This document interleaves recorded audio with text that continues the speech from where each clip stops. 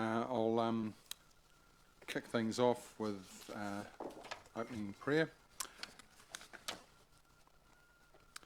Me inoe tātou e te atua tēnei au, tēnei mātou, he kai kauna hira ki kawenga i ngā whakatonga, i ngā tikanga, ki uta, ki tai, kia riwa, ai ngā iwa katoa o Whanganui, hao mai e hui e taiki e. Let us pray, dear God, here I am, here we are, your elected members, the bearers of sound decision-making power, reaching inland and coastal to uplift all peoples of Whanganui, bring forth unity. It is done. Amen. All right. So apologies, I think we've got one for lateness for Councillor Philippa. Is Jenny coming back? I understand she wasn't here she left at 11:30. I'm not sure. Anyone know? Yeah. Can we just carry the apology over? No. They've apologised if they haven't, they haven't. So we don't have an apology from her, but she's absent at this point in time unless she comes in late. All right, so that means we don't have to apology, we don't. That coming up. Okay, great, thank you. Are there any declarations of interest related to this meeting? No? Great.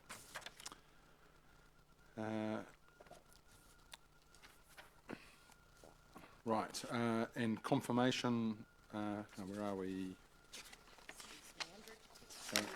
Confirmation. Yep. Minutes, so don't worry about. I'll do the mayoral message. I've got a bit of a message here. Yeah, if you want to say that now, we can do that, and then don't worry about the layout, and we'll do additional information after you. Okay, all right. Yeah, so I do have a little bit of a message for this particular session. And I think what I reflect on is it's been the first annual plan process for a number of us around the table, and a few of you have been there, done that for a number of years. And I believe our council officers and elected members have done a fantastic job engaging with our community, and our approach of being more visible and transparent in our community should translate into more engagement by our community. So it was heartening for the consultation held in April to see a 55% uptick in engagement compared to last year. So a total of 438 formal submissions, as well as a lot of informal feedback from a range of channels, which is also important. It was great to hear a diverse range of views from all our community, and we certainly have a diverse community. The annual plan process to establish rates for 23-24 has not been an easy exercise. Finding the balance between keeping rates low and at the same time delivering services for our community has been very challenging. People are saying, I want this and want other things, and that's great, but we can't have that and also try and keep rates low as well. So councils, like households, have been facing unprecedented cost increases with large increases in interest costs, inflation, and things like construction pressures as well. And we anticipate that these pressures will continue to be affecting us for some time yet. Nevertheless, after starting at the high teens and then down to 11.3% in January, we've managed to get the average rates rise down to 8.3%. This involved making a number of cuts and deferrals. For an individual, for an average residential household, the increase will be about $5 a week. And saying that, it's really important also that we highlight that rates for some households will vary up and down a lot more than the average. That is driven by our recent district-wide revaluation, identifying dramatic increases in the value of land, particularly in traditionally lower-priced areas like Gonville, Castle Cliff and Aramaho. And just to note, another common misconception is that the council gets more money from rates when property values increase, but that's not actually correct. Valuations help us work out everyone's share of rates so that we can change, so what we can change is how much you pay compared to others. The big question for this particular annual plan was, of course, the future of the Rotokawao Virginia Lake Aviary, and after a zoologist report in February found it needs to be updated to meet modern standards of care, then we had to act on that one way or another, and the community definitely came to life. What we've noticed is that the rhetoric was that generations of people in Whanganui have memories of visiting Virginia Lake with family members, and there was we heard a loud and clear cry from our community that it is a much-loved feature that people would like to see retained. And we've had some success as a community with community-led initiatives, large and small. So part of the next step of this process will involve exploring co-funding opportunities, or more for me is fundraising to reduce the cost of the Avery upgrade for ratepayers. Amongst the submissions were some excellent ideas and projects, and all of these will be considered through our long-term plan for 23-24. And over the next year, literally from now to basically 30 June, we'll be revising both our long-term plan and our leading-edge vision and strategy to shape our vision for the future of Whanganui. I do anticipate that in the context of high cost pressures, complex and challenging local government reform, that we will need to retain stability during this time and position ourselves for the future. One where we have to initially face into the headwinds of change that I've often talked about, and the challenge of that, and then deliver initiatives and projects and ideas that will continue to make Whanganui the greatest place to live on earth, which I believe. On another note, I also want to take some time outside of this annual plan process to thank our councillors and elected members for the considerable extra time that you've spent in workshops and meetings, navigating and debating change. I believe, and I understand from talking to others that have been around for a while, that this change and complexity is unprecedented in recent times, and there is more to come with Three Waters still upon us, RMA, Future for Local Government, an election this year, rates pressure, and also us leading a society which is suffering increasingly every day. I also want to just shift to my left here. Shona, this is Shona's second last day, and acknowledge your hard work behind the scenes and your diligence in making in helping the democracy and governance operations run smoothly, and helping all of us behind the scenes. And you'll be missed, but you've got your dream job, and good on you, and congratulations on that, and you'll be missed. So thank you. Thank you. Means a lot. I didn't mean to make you emotional. I get but- emotional. I cry at every time. That's not right. All right. We don't have a late item that's been withdrawn, I understand. Yep. We do have an additional information that the council tables the following information with the relevant items. Item 6.1, message from the Mayor for publishing within the annual plan 23-24 document, and item 6.1 23-24 annual plan, and item 6.1 fees and charges 23-24 final for adoption. Can I? Yep. I did notice at the end of the document there was a message from the Mayor, final. Is that what we're talking about? That's what the first one. Okay, so was it just uploaded a bit later? Yeah, so that came in Monday. Okay, cool. Thank you. I can move that if you like, Okay. Mr. Mayor. And second for that? Who's the seconder? Councillor Josh, thank you. All right. All those in favour? Oh. Yep. It's additional information, it's not a resolution. Yeah. Yeah. So it's just basically receiving it. I'm assuming that's all good. made the writing a bit larger. So yeah, all those in favour? Against?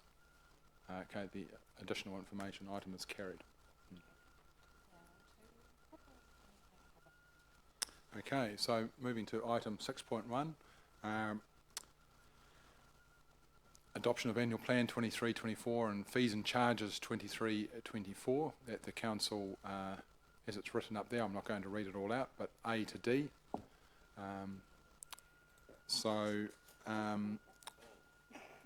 was really small. Sorry, guys. Okay. There we go.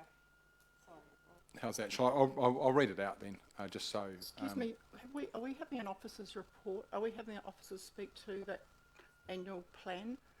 Who we can... Yes, we and are. I was just about to invite the officer up, but I'm just going to read this out first and then Thank you. invite, I understand it's Elise. I would like to ask that B adopts the annual plan, it's taken separately to the others, please. Okay. Yes, please. Me too, thank you. Okay, so I'll read this out just for clarity. So that the Council A notifies all submitters of the decision made and thanks submitters for their submissions. B adopts the annual plan 23-24 subject to any necessary minor amendments and the inclusion of the message from the Mayor tabled as additional information.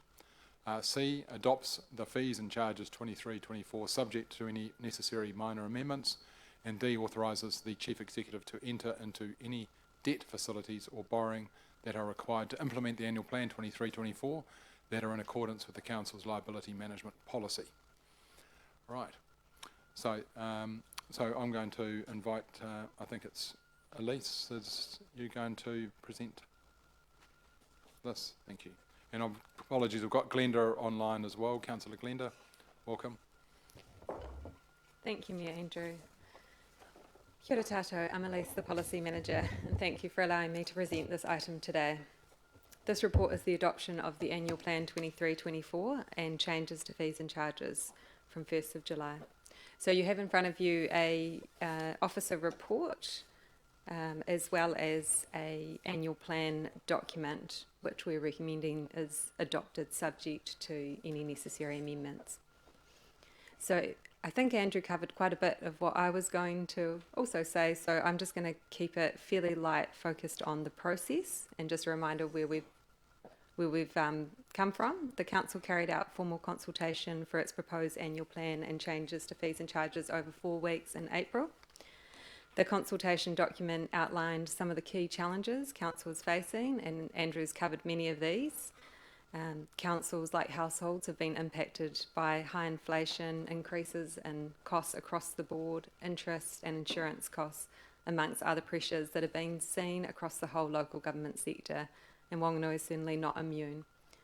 The consultation document also included some of the big key projects that Council has underway and updates on where those are at, information about the latest QV revaluations and how they're impacting on rates, and where those deferrals and cost savings were proposed. And those were detailed in various tables. And as already discussed, a key question around the future of the aviary at Rotokawa, Virginia Lake. As the Mayor has said, we saw an uptick in submissions with over 400 people submitting, and we want to give a big thank you to everyone who either submitted or attended one of the in-person events. We also gathered additional feedback through idea boards, and an online survey was promoted to the Have You Say panel. I won't go into detail on the feedback as these were reported back in full at deliberations on 30 May. At this meeting, Council considered all of the submissions and all of the feedback received, as well as the broader context for this year's annual plan. Some of the key decisions made following the deliberations were funding for immediate remedial works at the Rotokawa Virginia Lake Aviary, an increase in operating costs, including the support of voluntary staffing, paid staff, training, feed costs and veterinary costs for the aviary. It was also decided the Chief Executive would complete a business case, including design options and costs for upgrading the enclosure to bring through the next long-term plan. And as the Mayor's mentioned, fundraising and external co-funding are being looked at to offset any cost to the ratepayer. I was going to talk to the revaluations, but I believe the Mayor's covered that fairly well, and just to highlight the variation that was seen through the last valuation and those valuations being set by QV. We also consulted on fees and charges. With costs increasing substantially, we reviewed these to ensure that users of specific services and facilities are paying their fair share and the increased costs are not falling back on the ratepayers. And many of our fees and charges have not increased for several years.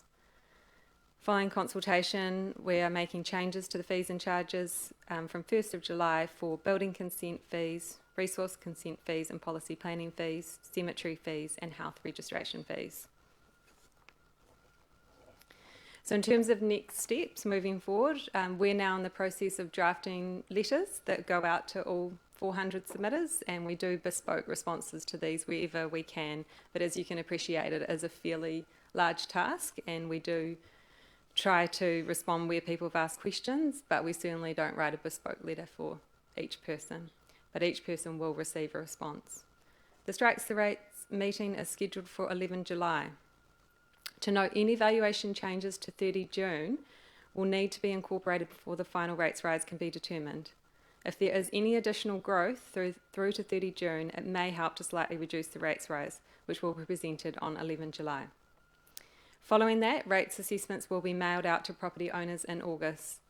We want to reiterate to the public, if you're struggling to pay rates, please contact the Council's rates team as early as possible. There are many ways you can get in touch by phoning through to our main line, emailing through to the Council, coming onto our website. We want to say, please don't wait, get in touch early as there are options available. Looking forward, this year we'll be engaging broadly with our community on our long-term plan and a refresh of our leading edge strategy. And we'll be working with a broad range of community groups and businesses to present business cases feeding into the long-term plan, which we'd like to reiterate is a 10-year plan looking forward. So today we're asking you to adopt the annual plan.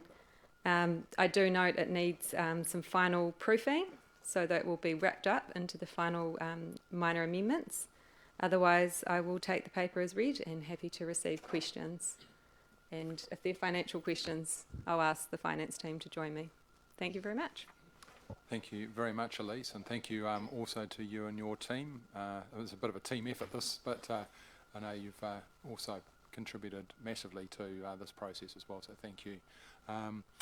So, look, do we have any questions? Councillor Peter? Yes, and it's a financial one.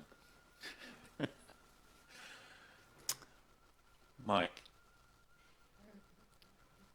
See, Simon sat further back in his chair. no, it's an easy question. Can you confirm that the budget is an unbalanced budget? What it is? Yes. Under the Local Government Act, Council is required to have a balanced budget, which means that the operating revenue is sufficient to meet the operating expenditure, including depreciation. What we found through the 2022 annual report process, we had to value Three Waters infrastructure due to there being significant increases in the inputs of those assets, which meant the valuation of the network increased by around about $140 million, which had a massive increase in depreciation. That came quite late in the process. However, we thought it prudent at that time not to immediately raise rates to cover that increase in depreciation cost. There's a number of reasons we considered at that point in time. One being that we don't rate fund depreciation. We use the loan funding mechanism for additions. And to spike assets up or down depending on asset valuations would create uncertainty in the rating base. So for various reasons we thought at that time it was financially prudent or acceptable to not have the balanced budget. That's a fairly long-winded answer. Does that answer your question? Yes, and then supplementary question, then how much are we, is the balance unbalanced? It's in the annual plan now. I think it's $2.4 million, $2.4 million. It is in the document. So then, on the recommendation of option 1D, authorise the Chief Executive to enter into any debt facilities. Does that $2 million cover that? The context of that is that the annual plan projects our debt at the end of to June 24 to be, I think it's about $154 million. That resolution provides officers the ability to be able to borrow up to that limit to meet the work program outlined in the annual plan. So, as I said, we don't, the debt funding is sufficient to meet the work program on our assets that we've outlined in the annual plan. That depreciation number doesn't increase the work program or put pressure on that debt limit. Okay, thank you for the answer. Right, thanks, Peter. Councillor, followed by question. Thank you. Just 2 or 3 questions, probably more of Mike as well. I know you love them, Mike. So I'm just going to... Page 10, I think, of the main document has that introduction around all the rates, residential, lifestyle, farming, commercial, etc. My understanding is that this is setting a 8.3% rate increase overall. My understanding was that the residential rate was closer to 8.7, but you've got the residential as 8.3. Is that correct? Yeah, that's the rates increase after all the changes that were made through deliberations and increased growth. So that figure 8.3 is the latest figure. Sorry, that should have been on. Sorry, I'll jump in here. We've rerun the rates model as of last week, and the 8.3 figure that we've put in the document is the very latest information that we've got based on the growth that we've received so far. So the growth's actually a little bit higher already than what we predicted, but in the annual plan. Thanks, Simon. Have any of those other, lifestyle, farming, commercial, have they changed in regard to where they're sitting? Have the rates that we looked at going into this decision? Yeah, I think from memory they haven't changed significantly. There may have been a few notches down, but the growth is higher generally across the board. So the notches down, you're not talking about a rate, and you're talking about a point. Yeah. So 0.%, not a percent or two. Yeah, correct. So I'm just going back for the consultation document. We've got lifestyle at 12.8, where it was previously 12.9. Farming was 7.8, it's now 7.6. Commercial was 6.5, is now 6.0. Okay, thank you. Yeah. Supplementary question. I see community and culture is the highest activity at 500 and on the average rate of 3,404 average residential rate. I don't believe is it correct that it's higher than anything including wastewater? Is that a first? I think it is. So the way we calculate that average is based on a residential rate, and it's a bit of a tricky one because no two properties pay the same rates. So we've taken an average rate and we've prorated what that property pays in a general rate across the activities that general rate funds, and that's how it's fallen on this particular property this year. Would you remember? I mean, how much? Look, it is. How much has that gone up? That community and cultural group, roughly. It has gone up. I couldn't tell you off the top of my head, or sorry. Actually, I've got last year's annual plan here. So.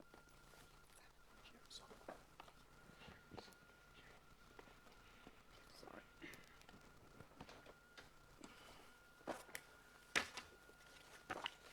I'll just find the appropriate graph in last year's annual plan.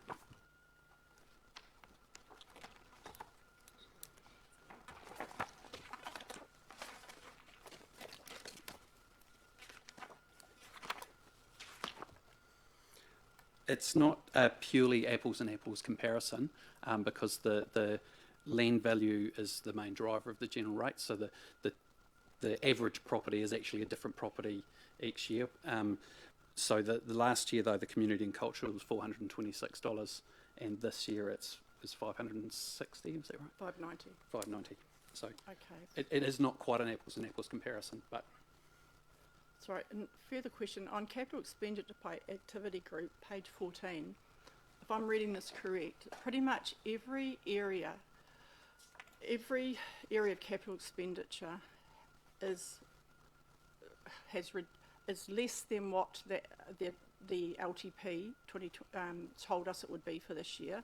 So the cost is less, apart from the community and cultural group, think we know the answer to that one, but you could, and a little bit of investments, but transportation has, was factored at $174 million in our for the LTP that we're in, and it's gone up $5.2 million.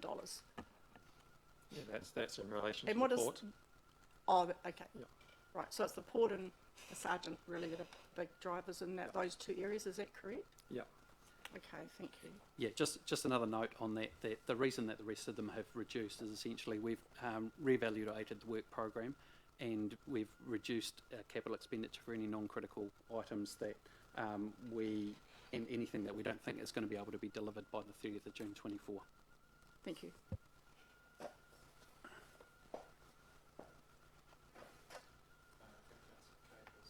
Thank you. I've just got a question around the options for rates, management of paying your rates if the increases are a bit much for a residential property. So I'm aware, and you are too, that there's been discussions about how WINS might be able to assist, and we were going to provide information with our rates bills this year about how people in our community could access that. Can you just give us a bit of a feel for where we are in terms of developing that information? Yeah, look, we've had discussions with MSD on support. Probably not as extensive support package as what we would like. We're also working on potentially if there's any council support that can be provided.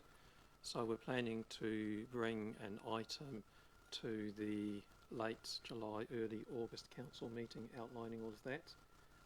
We also need to ensure that the rates notices and the comms plan goes out well before then. So we're working on that as well. Okay, cool. Thank you very much. Councillor Rob? Thank you. Mike, we're all aware, and you mentioned before about the across the district there's large variations in the rate increase. Some, it's much as 30%. So I just wanted to get your comment. During this process, we talked about rate smoothing and how we could actually do something to avoid this. Your recommendation is that we didn't take any measures to alter the rates process as it's set out. I'd just like for you to comment on why that decision was made. I think you're talking about two completely separate areas. So loan smoothing for rates is about the overall rates impact, which is 8.3 on average. We already have an unbalanced budget, so to do loan smoothing to bring that down, you are expanding the gap of that unbalanced budget. And I think if you start going too far down that path from a financial perspective, that goes to potentially becoming imprudent in what you're doing there. The thing you mentioned was about the impact of the revaluation, and that was addressed in Mayor Andrews' introduction. Even a decrease from 8.3, if you increase that even by a reasonable amount, did not have a material impact on those significantly high rates increases. This is something that unfortunately we have very limited tools in this situation, really no tools to be able to influence the unintended consequences of the valuation on individual people's properties. And that leads into what Councillor Kate was talking about. Are there support packages to help those who will be financially struggling, which will receive significant rates increases come August? Thank you. Councillor Helen, question? Thank you. Sorry, just a very minor technical thing on the report, page 17, under pensioner housing. There's just a spelling error under that second bullet point, straighted instead of started. Very minor, sorry to bring that up. But just on your table, starting on page 19, could we have for the final report more clarity on the three columns? Because you have annual plan 22-23, long-term plan 23-24, and then annual plan 23-24 again. So it's not clear to people that the first annual plan column is probably what we first set in the long-term plan, but actually we have settled on the right-hand column, which is the current. The first column is last year's. It's the annual plan for 22-23. No brain, that's right. So you've got 22-23 and then 23-24 under the long-term plan, yeah. Yeah, I so just when I first read that, it was, yeah. yeah, so the first column is the 22-23 annual plan, so last year's annual plan. The second column is year 3 of the long-term plan, which is the equivalent 23-24 year, and then the last column is what we're proposing this year. Yeah. Thank you. Sorry to bring that up. Right, I see no further questions. I propose that we move the recommendation on the screen in two parts. So part A, C and D first of all. Can I have a seconder, Councillor Rob? I'd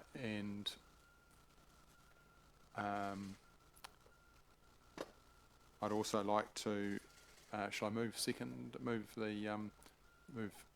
is that right, move B second separately? But maybe I'll have someone else move that. I think it was Councillor.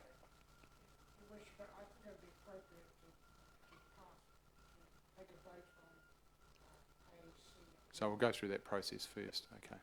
Yep. And do we have who was the seconder for? No. Oh, okay, I think I moved it, but that's fine. Charlie can second.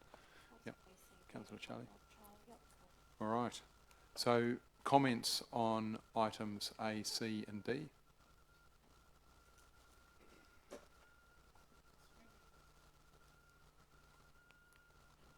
What's that, Philip? Any comments on A, C and D? Councillor Peter? So I will be voting for this adoption of the annual plan, but my only We're not, no. we're not doing the annual plan, we're doing everything around it. That's up to you. We're doing A, C and D, just not B, which is actually the adoption. Yeah, so just for clarity, we're talking about items A, C and D now, and then we'll go back to B. Yep.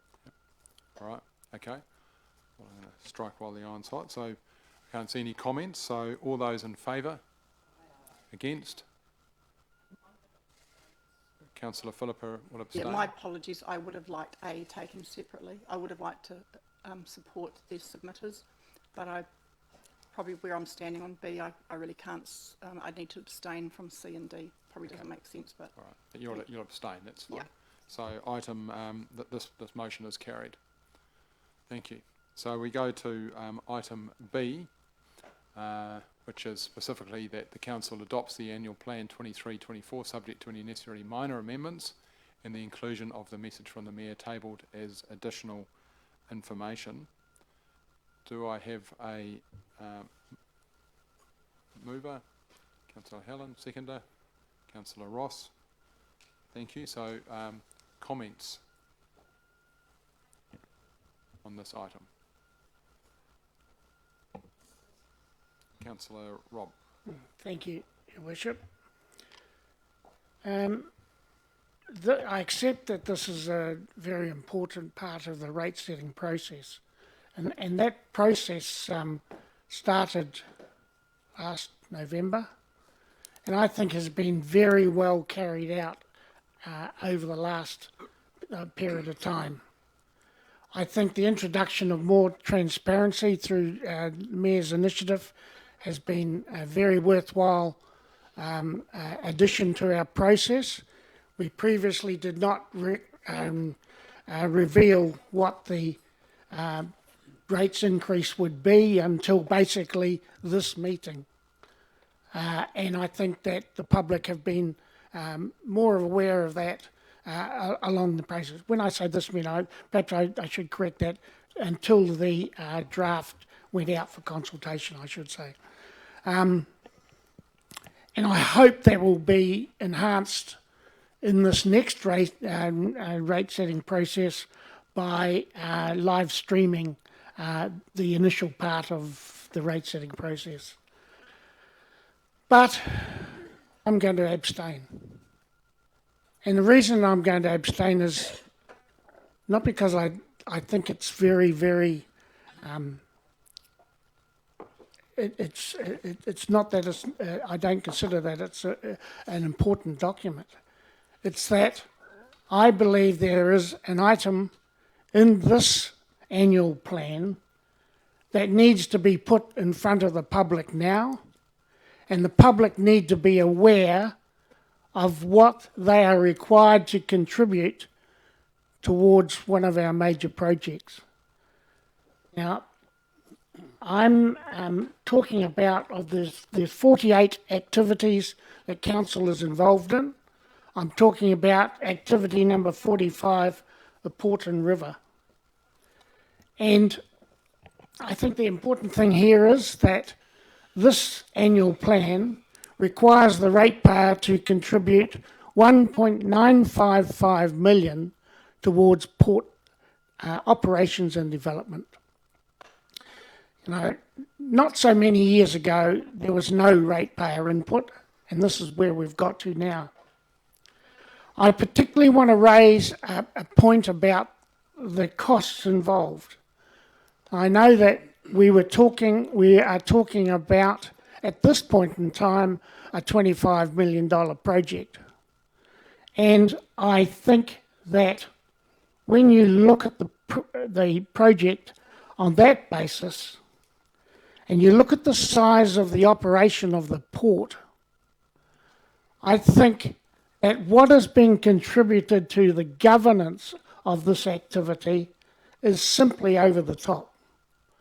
The business of this port on this annual plan is $263,000 coming in the next year. It's not even the size of a corner dairy. Yet we have a governance here, the Te Puaha board, with I'm not sure how many members, 9 perhaps.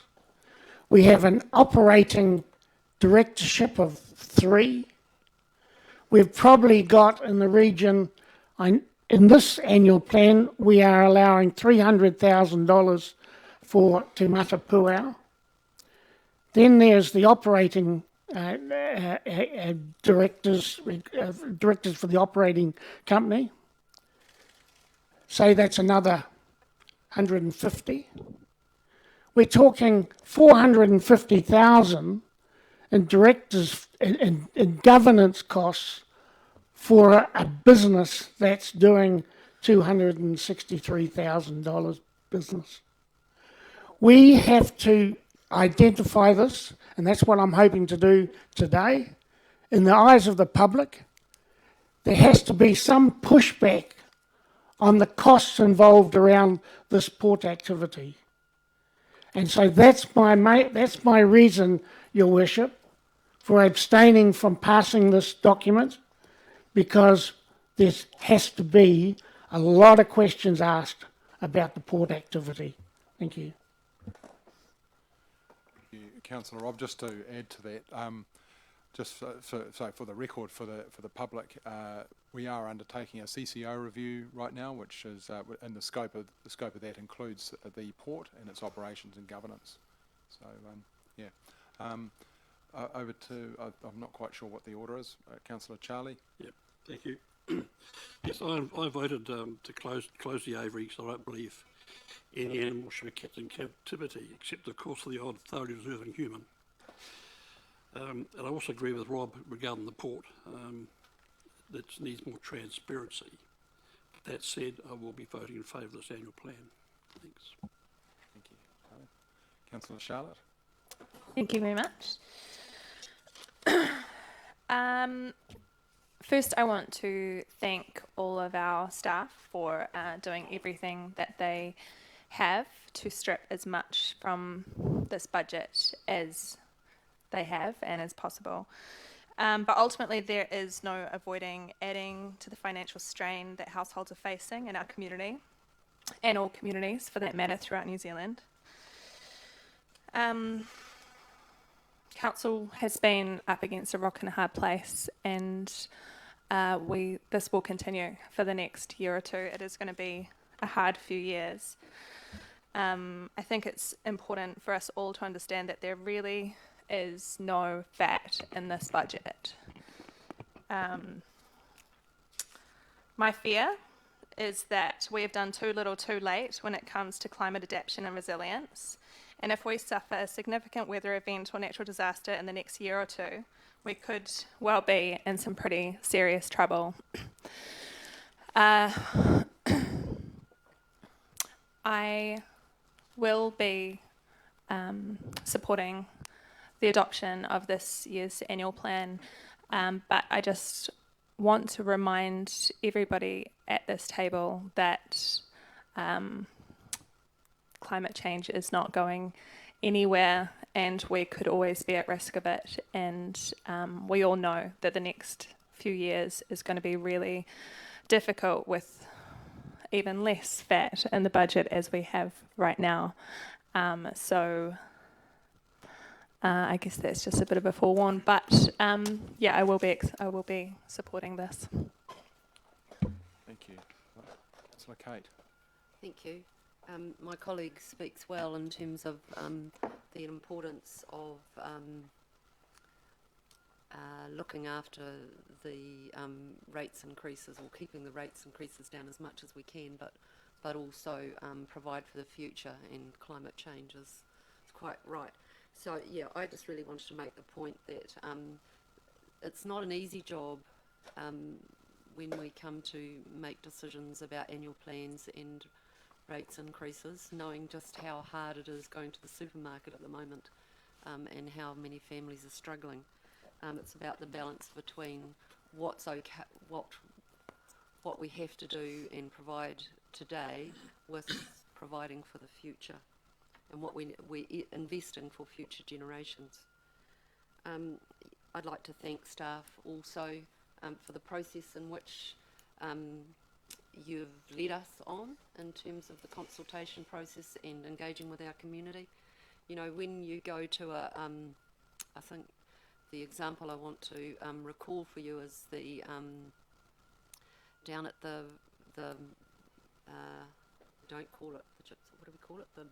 The extravaganza over by Kowhai Park, when we did a engagement with the community and had ideas boards out, and a member of staff turned up. It was her you know, she wasn't rostered on to go to that particular engagement, but came down with her daughter and was so excited just to be part of it, and with the level of engagement that we were getting. So that's real commitment, so thank you.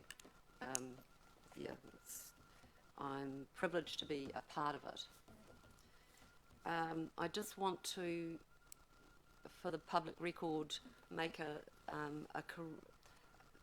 correction. So what I've heard in the community is that when we were developing the consultation document, if you remember, when the document came to council, it was the preferred option was to close the aviary. And I just want to be clear for members of the public that that being the preferred option,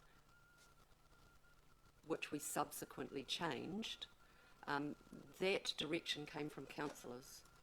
That came out of a workshop, and councillors gave management the very clear steer that that was what we wanted our preferred option to be.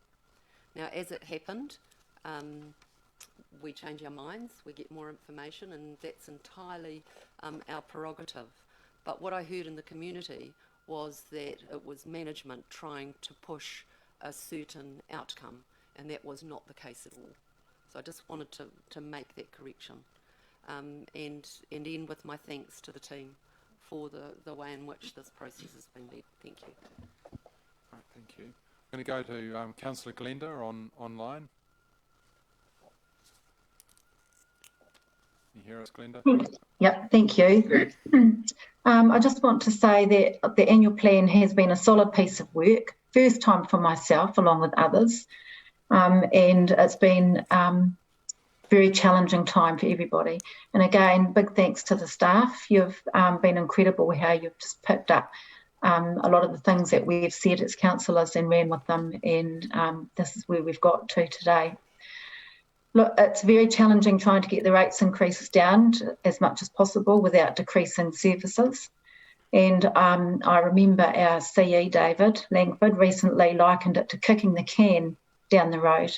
And eventually there'll be a lot of cans down the road.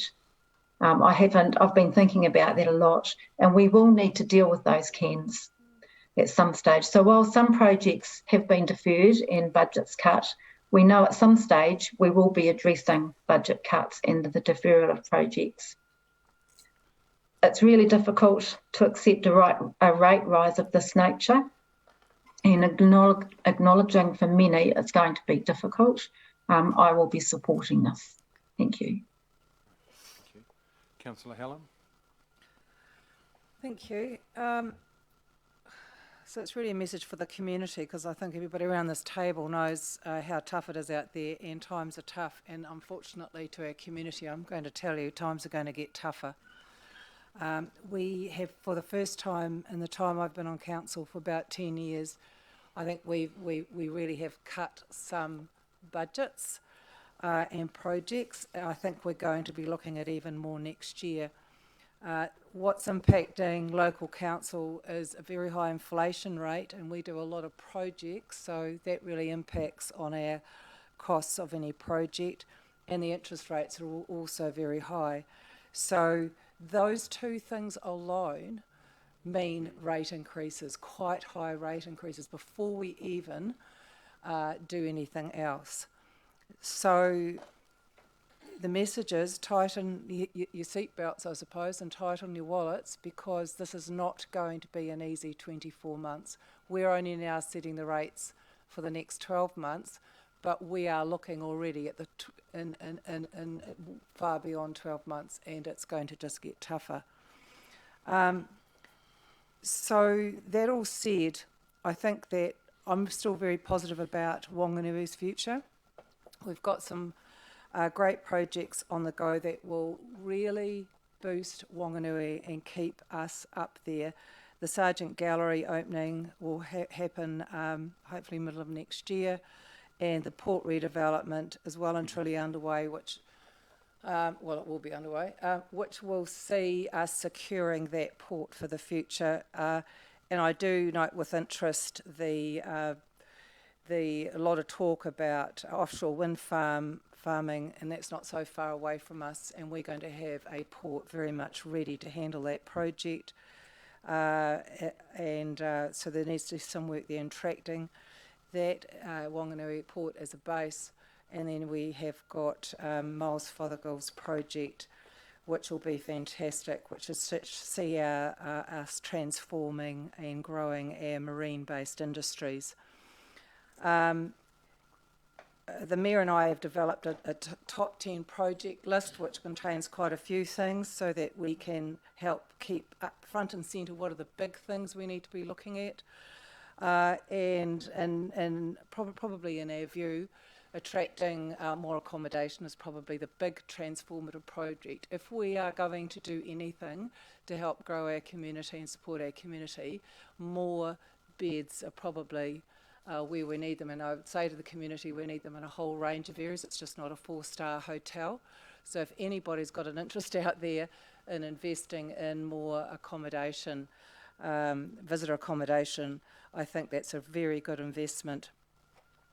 We have an incredible community here who are all doing a lot to support the community and to help it grow, and I don't see that changing. I think we're still attracting population. So that'll mean more houses and more support for retail, because you always need more things in a new home. So, and I don't see that changing too much. Net immigration is still very high into New Zealand. This last year it was in 70,000. That's 70,000 net immigration, new people into New Zealand. That's a whopping load of people again, and I don't see that changing, and that does drive more people coming to places like Whanganui. And so I see Whanganui staying quite robust, doing well, but it is going to have those headwinds of high inflation and higher interest rates, which of course will impact us.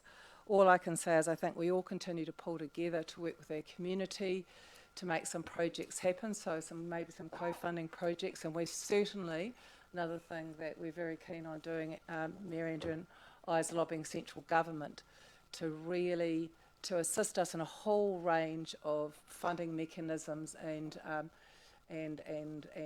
so we can realise our dreams. So it's just not all on us. So that is a top priority, and we're already doing that. And so we would hope that we have some good outcomes coming future.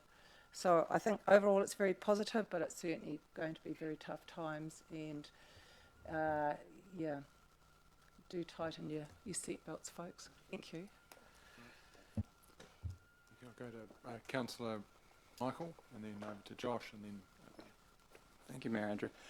First and foremost, I would like to express my deepest gratitude to the tireless work by our officers and to my colleagues around this table who have had a steadfast engagement from our first week of introductions. Hey, this is your 20% rate rise, and we got to 8.3. Our journey to this point has been arduous, laden with trials and tribulations. I'd like to acknowledge that a majority of elected members here, including myself, are new to the process. So thank you for bringing us on that journey with you. My lack of experience has led me to realise that a lot of innovations cannot happen in the first 6 months. And thank you for humbling me for that. Lots of decisions were made prior to us joining, things that we cannot change legally, frustratingly. And that is good knowledge for how we go through the next couple of years. It is essential to recognise that the pressing economical reality that our community is facing, local inflation is above 9%, food inflation is alarmingly over 12%, we have a housing and cost of living crisis where people are really, really struggling. Average wages increased by 5.6%. They're hurting. We're hurting. And then our rate rises were 8.3. We contributed towards their suffering. Doesn't matter how you cut it. We have made people worse off this year, and that really hurts me to my core. My own property has received 10% rate rises year on year for the last 3 years. However, there is a vocal minority among us, and not just this table, but out in the public, that advocate that these are not concerns. We can get more debt, more spending, and it's okay because we're willing to pay for it. Well, I urge you to look outside your social networks and that people cannot afford an extra $5 or $10 a week. Consequently, we find ourselves at a crossroad where the real mahi will begin for 2024 and 2025. I firmly believe that our rate rises should never outpace average wage growth. This is a matter of sustainability and fairness to the hardworking families in our community. I believe we should have given the option for a reduction in services down to at least 5.5% to at least gather feedback from the public on services that we could have cut. It is going to get worse. And I think we may have diverted around it this year, but next year we can't. We need to focus on strategy, values, metrics, a prioritization that looks at the value delivered to our people. These are people, and the cost that does. We should not be looking at what we did before. If we want to be leading the way, we have a strategy called Leading Edge. If we want to be leading the way, then we can't look to the past to help us with decisions in the future. Together, this makes sure that from this moment onwards, rate rises are kept within wage growth, alleviating the pressure on our community and paving the way for a more prosperous future for all. Thank you. Thank you, Michael. Councillor Josh. Thank you. Can I start first of all by thanking the submitters who have taken the time to contribute into this process. I think we got a really good representation of community views in this particular annual budget, and that obviously assists us greatly with our decision-making process and informs it. I want to thank officers as well, and in particular Elise and the policy team around the engagement program that was developed for this year's plan. I think it's really important, an important principle that we uphold, that we meet people where they are at, because we know that not everyone feels comfortable coming into this space, and therefore if we can attend events like the Extravaganza Fair, for instance, and community centres like Hakeki Street and other particular options, that's good, because it's encouraging that real breadth of feedback from a wide variety of members in our community. So really pleased to be a part of that process. Look, I won't spend much more time talking about the impacts of inflation. I think that's been really well covered by my colleagues. But I do want to stress that many of the costs that we are dealing with in local government are costs that cannot be avoided, and they're costs associated with being good custodians of our services and our infrastructure. For example, we've seen an increase in insurance premiums that has had an impact on this budget. We really are getting to a point now, and I think most councils around the country would agree with this, where the rating system is just no longer sufficient to meet the needs of funding our services. And I note that the Future of Local Government report has urged the government to consider other funding mechanisms for us to use as levers.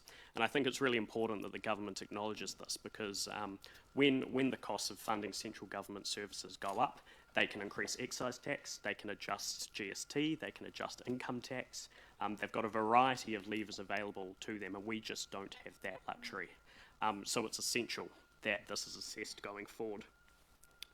There are some really good things in this budget, and I just want to highlight one of them, and that's around the funding that we provisioned for the climate change risk assessment. This is about being good custodians of our infrastructure. It's about considering the way that we plan for people to live and where they live into the future. It's about protecting our parks and reserves from flooding, and so on and so forth. So there are some positive additions in this budget. So I'll leave it there. And I just want to acknowledge all my colleagues too for all the hard work that's gone into preparing this budget. And as Councillor Helen says, we do have some tough times ahead, but that's what we're here for. Thanks. Great, thanks, Josh. Councillor Philippa. Thank you. Well, I appreciate we all worked really hard on this annual plan budget, staff and councillors. Might have started somewhere around 15-20% and down to 8.3. I really believe that this 8.3 could have been avoided, and I guess it's in a vein of, well, there's two big things that hit us here, and it is apart from largely the 3% extra the 3%. The biggest budget is around interest costs. They're somewhat explained in a recession around things like increasing insurance. Obviously, the principal and interest on loans, contractor shortages, so having to bring in more contractors rather than staff, etc. We shouldn't have had to accept this 1.7% plus increase on the Sargent Gallery cost. Our rates, in my view, would have clearly been 6.5% without this blowout.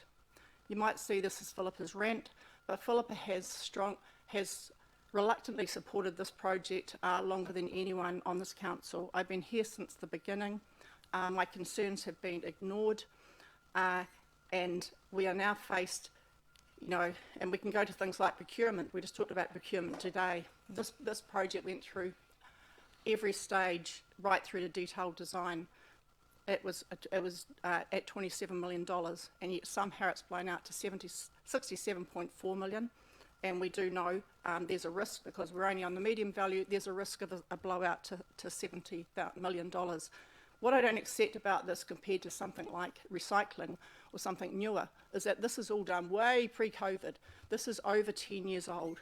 This had the opportunity to be a fixed price contract.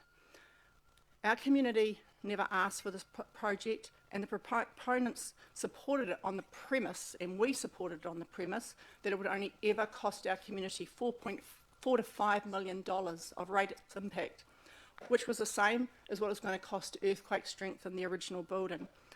This story was told for a decade until suddenly it hit us with an extra $9.6 million in this annual plan in a recession. The proponents of this project were very clear that this should never be a millstone around this council's neck, but now it is. It has, in my view, it has not been prudent enough, and it has not been transparent enough. Council will tell us that it costs, that it's 22% of the total cost of the budget, but I am very clear it's closer to 28% or about $20 million. With the 14.6 million that's in this plan, but $2.2 million was sunk into the Sargent Gallery, into Sargent on the Quay. And yes, some of that, we got about 500,000 in lotteries funding. And yes, they're going to take some of the racks, etc. But we've got sunk costs sitting in that building. We also made a decision and got to put $2.2 million of better off funding that's meant to be around projects like climate change and housing from Three Waters into this project, you know, which I think is, you know, so that's all been not factored into the ratepayer cost, and I find it concerning. The Sargent on the Quay, you know, just adding to it, the Sargent on the Quay is pretty much now closed for a whole year, and that this activity, the Sargent Gallery, is our highest activity in this whole annual plan at $4 million. Our cultural group is $14.5 million. Libraries are only $3.3 million, as they should be. Libraries, pools and parks are what our community uses every day and wants to use every day.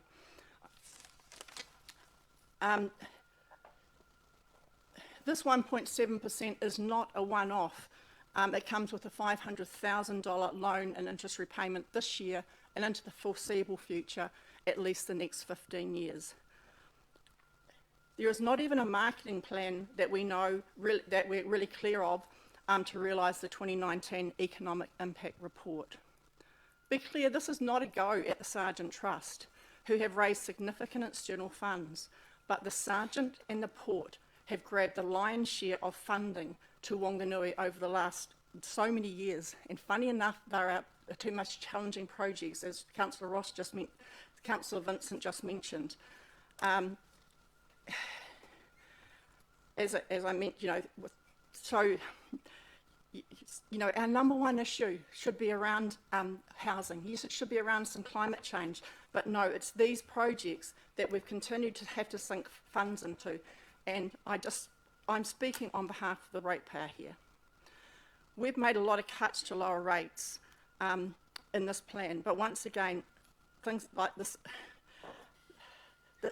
I'm speaking for the, I want to give you an, yeah, I'm just going to say, you know, there's a moral and a story here. You know, the Velodrome Trust, with all good intents and purposes, never really supported by council, told us it was going to cost $1 million to roof the Velodrome. The Sargent told us it was going to cost $4 million to complete that project. And of course it's not. So the moral of the story is, if it sounds too good, it is too good. And now we've got the port. I've been lamented by ratepayers, upset with many of our cuts we've put in, surf lifesaving, not being able to give them the living wage, for example. Sport and recreation, contestable funding, a little $100,000 we put in there, cut in half. I have visited community groups. I have been reading the newspaper. People are beside themselves. That's what they are telling us. That's what some of our community groups are telling us. I had a lady in our business yesterday who's looked online, and her rates are up over $500. She is a caregiver to her disabled son, and she cannot afford it. So bank interest rates are hitting our ratepayers. Insurances have gone through the roof. We know we've got about 1,200 properties that are going to have over a 30% rates hike in some of our most socially deprived communities. And I guess, and our mayor told us that we need to look after our most vulnerable. It's been my privilege and duty to support annual plans for 16 years.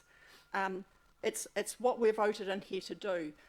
It's a real privilege, but all I can do for those people, and all I tried to point out about the sergeant is some of these projects, it's not just about cost increases around inflation. We have to do, I'm just speaking up for people who have said to me, we need to do better, and we do need to do better, and I'm listening, and I'm really sorry, but I cannot support this annual plan. Thank you, Councillor Philippa. Councillor Peter. Thank you, Mayor. I would also like to say a sincere thanks to our staff for leading us on this journey. Thanks to the fellow councillors for the vigorous debate. And this is where we landed at 8.3. It is now our job to own this budget and stick to it. Thank you. Thank you. Councillor Ross. Wow. I have not scripted this and I don't have notes, so I'm just going to speak from the heart. This will go down in history as one of two things. The year of the Avery, or the first really high rates increase in nearly 20 years. Which are we going to be remembered for? According to the people that have contacted me and spoken to me directly or in email, it was the Avery. The Avery. It drove me nuts. And I constantly went on Facebook on one particular page saying, if you want this to be improved, tell me you want it improved and that you understand your rates will go up. Please add that in so I know you're taking ownership of what you want and not just the 12 people plus the mayor around this table. We should all own it. One person got the message on a very large Facebook page, which clearly wasn't mine, and took ownership.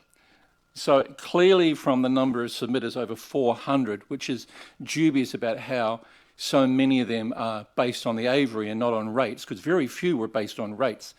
I think about 90% were based on the Avery.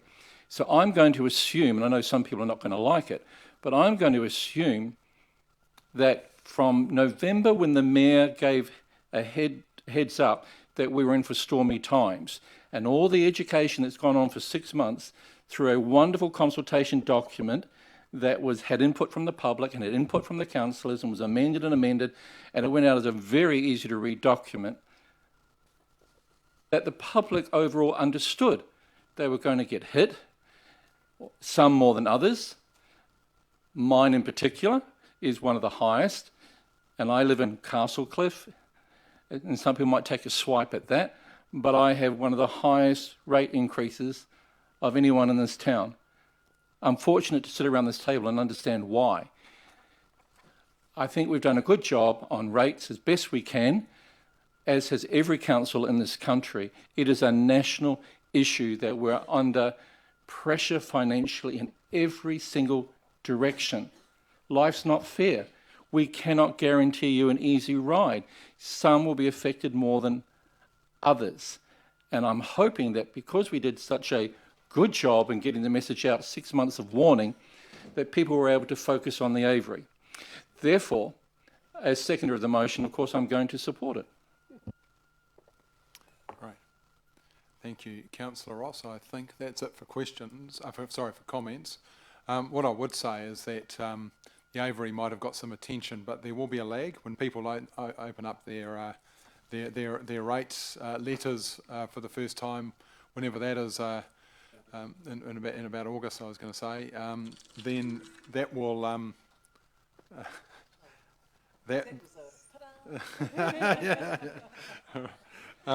that's going to be the real moment when people really see the reality, and we live in a busy world where I don't think people have really fully understood the magnitude of the rates increase, and it's certainly from a first term for many of us, it's pretty difficult to come into this environment.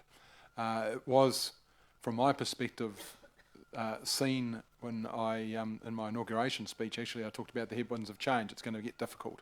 And people felt pretty good at that time. Wanganui bubbling away, but in 8 months later, it's a very different story. And I think people are starting to really feel the pain.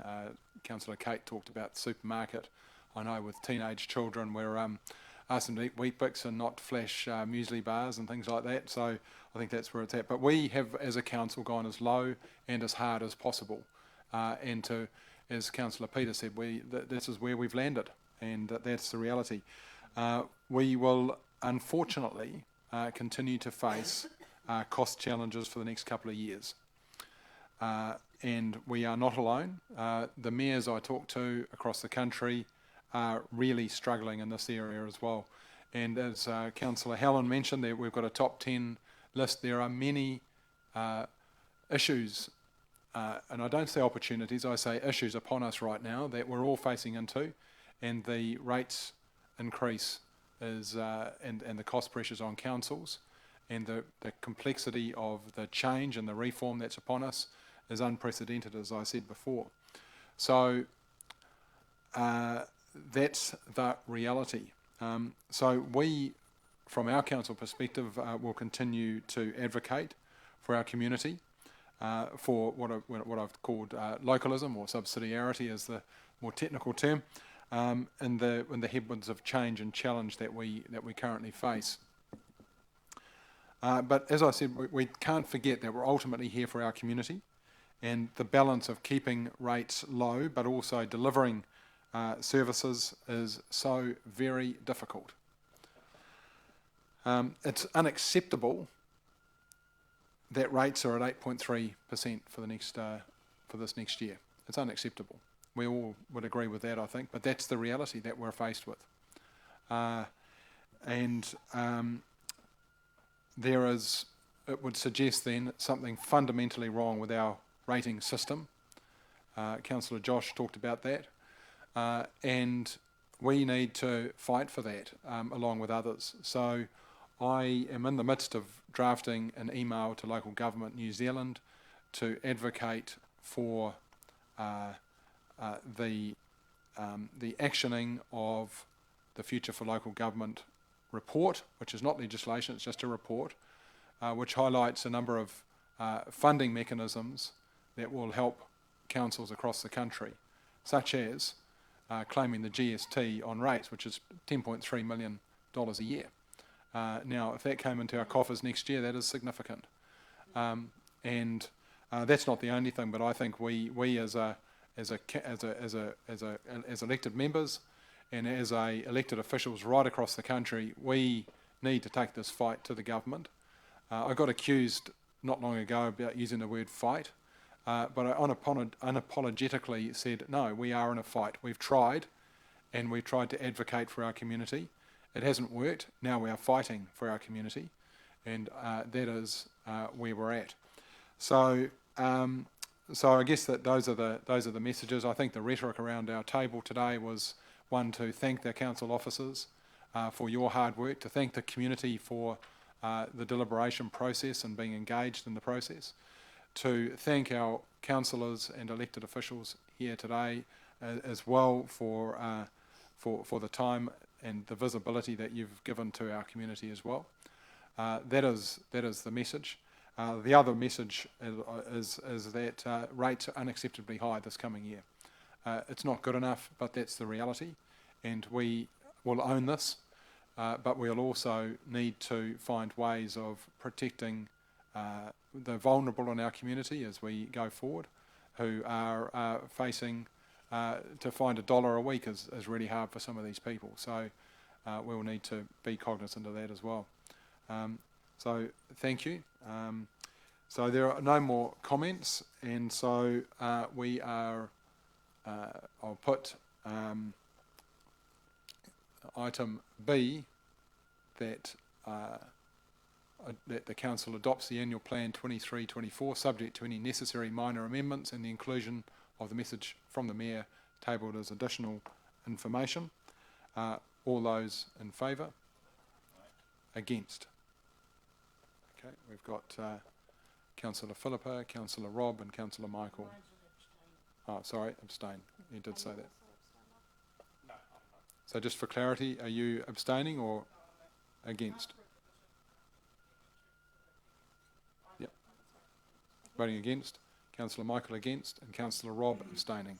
Okay. The motion is carried. Thank you. And that is the end of this meeting. So thank you very much, everyone.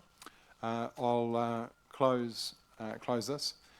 E hoha ki ronga ki a ranganui, e oha ki raro ki a papatua nuku, whakatairanga, te kupu, te korero, te mahi, ki te pau o te whare, he taonga, he mahi amori, ka puta ki te whai au, kei te au marama, huamai e hue taiki. I acknowledge those things above, the sky, the universe and the heavens. I acknowledge and greet those things below, the earth in all its entirety. Let's suspend the words, the discussion, debate, negotiations, the work covered to the pillar of the house as a treasure of importance to be revisited at a later time, probably in a year's time. So we may enter into enlightenment. Let it be bound and fixed. Yes, fixed. Let it be agreed by all. Thank you very much and have a good rest of the day.